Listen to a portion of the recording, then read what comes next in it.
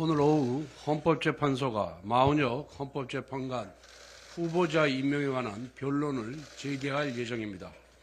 변론 재개에 앞서 헌재에 5가지 질문을 공개 질의합니다.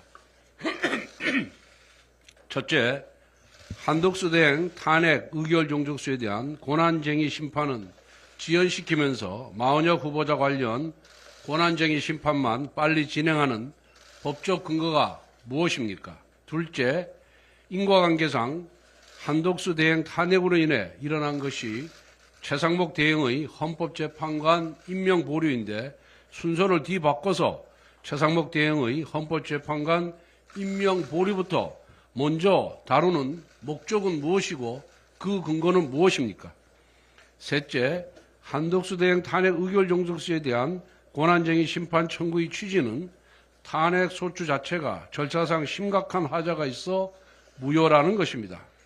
탄핵 소추 자체가 의결 종족수를 충족하였는지 여부에 대한 판단을 하지도 않으면서 한덕수 대행 탄핵에 관한 본안 심리와 변론 기일을 진행하는 것은 위법이 아닙니까?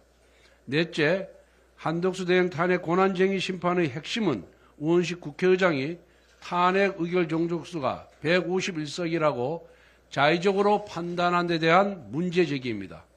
헌재가 우원식 의장의 자의적 판단에 대해 사실상 묵인해 주니까 우원식 의장이 또다시 본인 마음대로 국회를 참청해서 마은혁 임명 보류에 관한 권한쟁의 심판을 청구한 것이 아닙니까?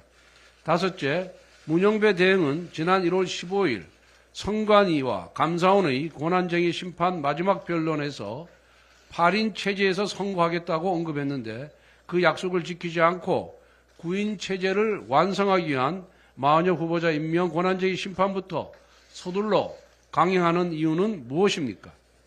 제가 드린 5가지 공개 질의에 헌재가 제대로 답변하길 바랍니다.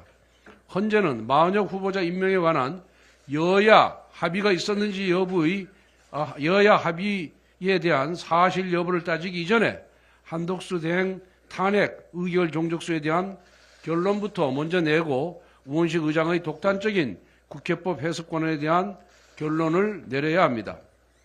여야 간의 합의는 정치적인 쟁점이지만 탄핵 의결 종족수와 국회의장의 권한은 법적 쟁점입니다. 헌법재판관들이 법적 쟁점부터 제대로 따져야지 정치적 쟁점부터 먼저 따진다면 정치재판소라는 오명을 피하기 어렵습니다.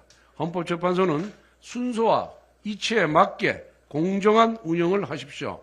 만약 공정한 운영을 하지 아니하고 제가 공개 질의한 이 문제들에 대한 답변을 하지 않는다면 국민들은 헌재에 대한 신뢰를 거둘까 걱정됩니다.